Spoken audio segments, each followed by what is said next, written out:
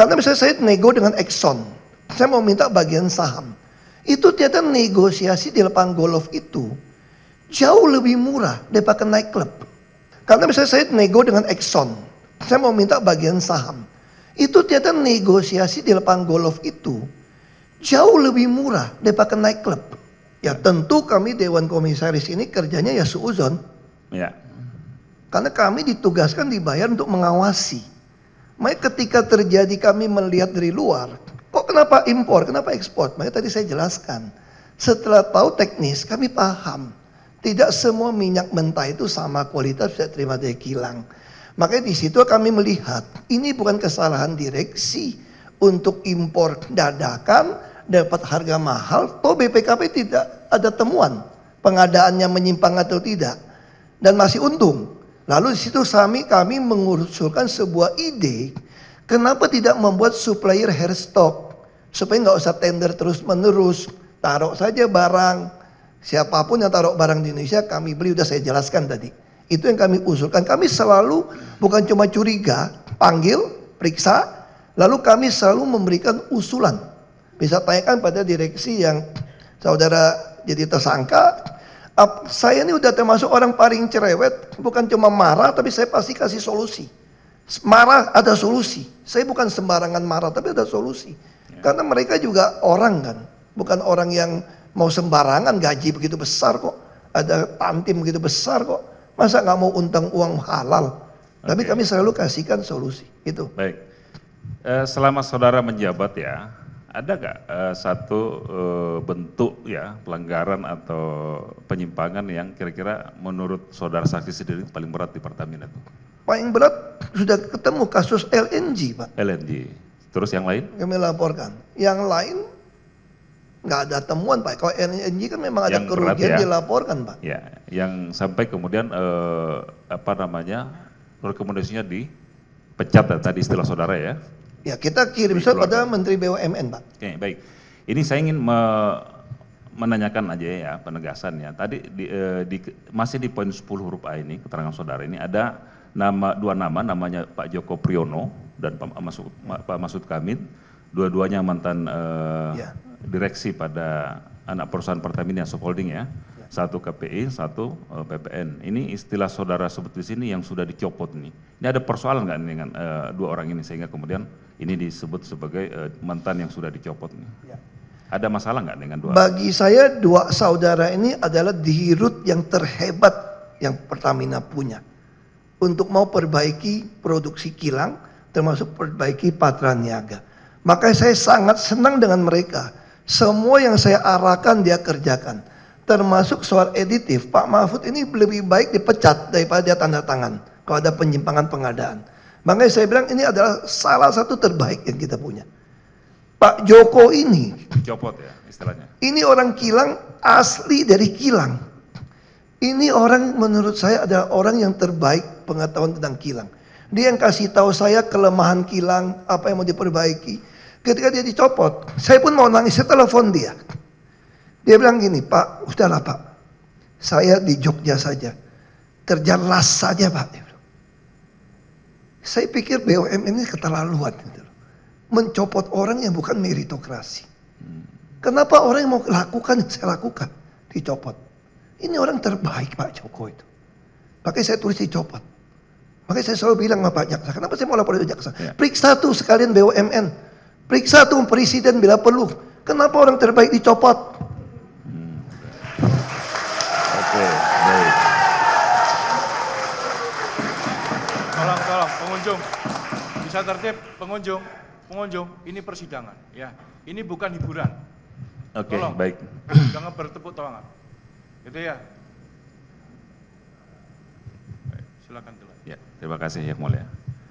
Oke, tadi saya mencatat beberapa keterangan dari saksi juga bahwa kemudian sebetulnya kalau ada temuan BPK atau BPKP ya yang terjadi selama pengolahan di Pertamina maupun di holding, subholdingnya, itu kemudian disampaikan kepada direksi, betul ya? Semua masuk ke Semuanya? kami Pak, komisaris Pak. Itu yang menyampaikan direksi atau BPK? Atau Kalau ada BPKP? temuan yang rahasia pun dari KPK pun dia bisa kirim pada kami Pak. Oke. Kami sering hubungan dengan KPK Pak, Ya. dalam rangka pengawasan ini Pak. Baik. Kalau yang terkait dengan proses pengadaan, saudara pernah terima nggak ada satu persoalan yang kemudian menjadi temuan BPK ya di sistem pengadaan di Pertamina? Ada, saudara pernah mendapatkan informasi? Kami tidak Selama pernah periode dapat, saudara, ya? tidak ada Pak. Ya? Di masa saya tidak ada. Terkait dengan pengadaan yang kemudian memenangkan salah satu demut yang sebetulnya tidak masuk daftar seleksi. Jadi temuan BPK, saudara Nah, itu informasi kami atau tidak tahu Pak, karena Tidak tahu, semua ya? pengangkatan langsung oleh Menteri BUMN Pak. Oke. Tinggal surat, bahkan kami dicopot pun, kami dilantik pun kita tidak pernah diajak negosiasi. Baik, tapi saudara nggak tahu Kita nggak tahu Pak. informasi mengenai ada temuan BPK? Mungkin itu saya jelaskan situasi Ya, di dalam Pak. oke. Ya. Saya pernah waktu baru jadi komut, tiba-tiba ada direktur yang dicopot dari holding. Saya marah di dalam rapat. Ini apa-apaan, kok komut nggak tahu ada direktur diganti dari menteri. Lalu ada bagian Kolsek, siapa itu Kolsek itu, corporate secretary, dia angkat tangan. Mohon maaf Pak Komut, Pak Komut itu nggak berhak untuk menentukan direksi mana diganti mana enggak. Itu haknya Menteri BUMN. Saya waktu itu mau saya lempar pakai botol air minum udah. Dia gituin saya. Tapi setelah saya jalanin saya memahami sistem kita memang begitu kayaknya. Makanya saya terus lapor pada presiden 1 tahun 2 tahun tidak ada reaksi. Makanya tahun ketiga saya sudah putuskan. Sebetulnya awal tahun kalau saya mau ngomong, almarhum Pak Kuntoro Mangkusubroto, dia teman baik bapak saya, dia sudah nasihatin saya, dia datang ke Pertamina sama Pak Eri. Pak Suki, kamu percaya sama saya, nggak ada guna di sini, mending berhenti. Makanya saya berhenti dari komut di PLN katanya, karena semua ada di Menteri BUMN. Tapi saya bilang, Pak, saya mau coba, minimal saya mau perbaiki dari dalam, sampai bisa berhasil membangun cost optimalisasi. Beliau bilang, ya silakan coba. Nah, sampai beliau meninggal, kemudian ya saya udah coba, udah mentok di sini, udah capai harga tertinggi, saya berhenti. Karena nggak ada lagi orang yang boleh melanggar peraturan saya bikin. Kalau mau diperiksa bisa. Untung paling tinggi kok 4,7 miliar dolar. Kenapa nggak mau contoh? Sederhana sebetulnya kalau mau tangkap orang main, saya bilang. Makanya saya bilang saya lapor ke jaksa. Saya punya rapat, saya kasih pada jaksa. Silakan Bapak periksa semua notulen rapat. Tinggal ditanya kenapa tidak ikutin saran dari Dekom. Itu jauh lebih penting buat saya. Oke, baik.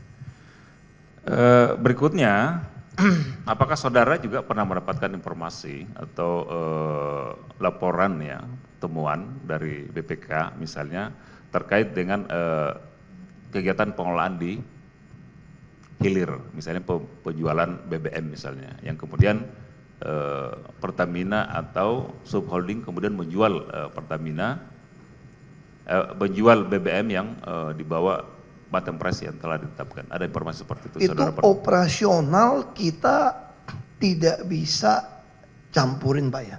Ya. Dan kalau saya mau jelaskan, di dalam Patria Niaga itu kami sengaja naruh komisaris itu anggota BPKP aktif dan jenderal polisi lulusan terbaik yang pensiunan duduk di sana jadi komisaris. Jadi selama ini mereka tidak pernah melaporkan pada kami ada penyimpangan. Nah, soal kalau dibilang ada temuan dagang lebih murah, lebih mahal, dalam perdagangan minyak itu sangat wajar Pak, karena mereka bidding Pak. Kita melawan AKR, melawan yang lain.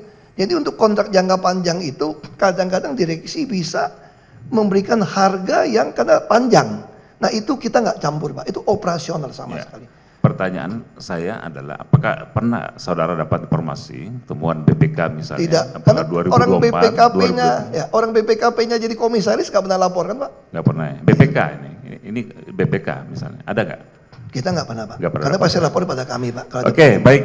Berikutnya, tadi juga saudara menerangkan kemudian pernah mengusulkan satu sistem pengadaan yang efisien yang baru ya. Ya. Tapi kemudian apakah kemudian ditindaklanjuti, di apa namanya, dikabulkan misalnya. Tapi kemudian ini pernah saudara mengusulkan. Ada masalah apa dengan sistem pengadaan sebelumnya? pengadaan sebelumnya itu membuat Indonesia tidak punya cadangan lebih dari 30 hari. Karena kalau mau sampai 30 hari berapa hari, mau berapa miliar dolar. Sebetulnya dalam undang-undang migas itu menjadi tugas pemerintah. Tapi karena pemerintah merasa Pertamina adalah BUMN, padahal dalam undang-undang migas Pertamina ini diperlakukan seperti swasta sebetulnya.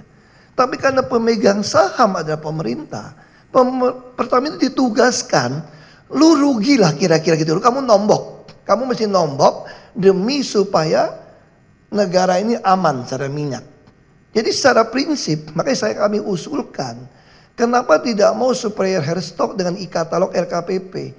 Saya bawa tim Pertamina ketemu kepala LKPP ada 3 kali. LKPP juga saya undang datang ke Pertamina. Saya ingin RKPP itu ada satu halaman khusus untuk pengadaan Pertamina. Seperti yang saya punya waktu saya di Jakarta. Jakarta menjadi provinsi pertama yang punya halaman khusus pengadaan. Makanya saya bisa hemat uang begitu banyak di Jakarta. Tapi apa yang terjadi ketika saya tidak jadi gubernur lagi? Semua diubah. Ada nggak BPKP mengatakan itu temuan? Cuma kelebihan bayar, Pak. Makanya saya juga bilang sama Pak Jaksa, kalau mau periksa di Indonesia kasih tahu saya bisa kasih tahu, Pak. Banyak bisa ditangkapin, Pak. Kalau Bapak mau, Pak. Itu aja, Pak. Oke, baik. Satu pertanyaan lagi dari saya ya, mungkin kawan kami bisa menambahkan. Dewan Komisaris itu juga mengawasi soal etika perilaku personal dari direksi maupun betul ya? Betul. Termasuk itu ya? Iya. Bagi komisaris di periode saudara, kalau pertemuan-pertemuan yang kaitannya dengan golf bersama antara direksi misalnya dengan pihak-pihak lain yang punya kepentingan sebetulnya dengan proses pengadaan, itu bagaimana menurut direksi Dewan Komisaris? Ini soal pribadi ya. Saya dulu paling benci main golf, Pak. Oke, silakan. Saya melarang semua orang Pemda tidak boleh main golf karena kita kerja terlalu banyak. Tapi ketika saya masuk ke Pertamina, saya baru menyadari semua orang minyak dari Amerika, Chevron, Exxon ngajak main golf terus. Saya kan malu, Pak, nggak bisa mukul, Pak. Saya terpaksa pergi sekolah golf supaya bisa menemani mereka. Karena misalnya saya nego dengan Exxon, saya mau minta bagian saham. Itu ternyata negosiasi di lapangan golf itu jauh lebih murah daripada naik klub. Saya kira golf adalah tempat negosiasi paling sehat, paling murah. Jemur jalan murah. Dan bayarin anggota main itu sangat murah. Makanya saya belajar golf, saya menjamu orang-orang Exxon untuk main golf. Saya sampai ke Chevron diajak main golf. Minimal saya tidak main 138 lah kira-kira gitu loh. Main 100 masih oke. Nah itu biasa, Pak. Dan bahkan kami di dalam lapangan golf itu suka isi-isian juga, Pak. Apresiasi, Pak. Apresiasi, Pak. Bukan judi, Pak, itu, Pak. Jadi ini sesuatu yang di lapangan golf Bapak bisa cari. Yang mungkin agak bahaya. Saya masih ingat nasihat Pak Rifa pada saya. Dia ngomong begini. Istri saya cuma pesan begini, Pak, kalau main golf. Apa? Jangan lihat mata kidi ya katanya ya. Nanti bahaya katanya. Itu aja Pak kita joknya, Pak, yang bahaya, Pak. Cukup dari kami yang mulia. Cukup ya, tidak ditambahkan lagi ya. Silakan dari penasihat hukum Pak Rifa, Pak Maya, dan Pak Edward Kones. Silakan. Yang sudah ditanyakan tidak perlu ditanyakan lagi. Terima kasih Bapak Ketua, izin. Saya mewakili, ini ada beberapa terdakwa, mewakili Pak Rifa tadi yang barusan disebut soal golf, Maya Kusmaya dan Edward Korne. Nah, yang lain kan ada timnya. Jadi pertanyaan saya yang berhubungan dengan mereka bertiga, tapi bisa juga relevan dengan yang lain. Kami sudah mencatat tadi apa yang disampaikan oleh saksi dengan baik ya. Tapi ada penegasan-penegasan yang ingin kami sampaikan dalam rangka pembelaan ketiga terdakwa ini. Tadi menyebutnya anak muda. Betul memang masih muda ya dibandingkan Pak Ahok ya? Gini Pak, di Pertamina itu kalau mau sampai posisi senior vice president, dulu sebelum saya masuk minimal kerja 20 tahunan. Maka itu yang kami rombak. Di situ ada hasilnya anak-anak muda, maksud saya umur 30-an, 40-an ini, dulu bisa 50-an baru bisa posisi. Akhirnya mereka bisa duduk di posisi senior vice president waktu muda. Yang penting mau menuruti saran kami, mau menjalankan RKAP dengan baik, maka dia dipromosi. Ya sempat dulu direksi SDM yang lama protes, Pak. Makanya saya katakan anak muda, saya udah 60 tahun, Pak. Subscribe, share, like, and comment. Subscribe, share, like, and comment. Subscribe, share, like, and comment. Subscribe, share, like, and comment. Subscribe, share, like, and comment.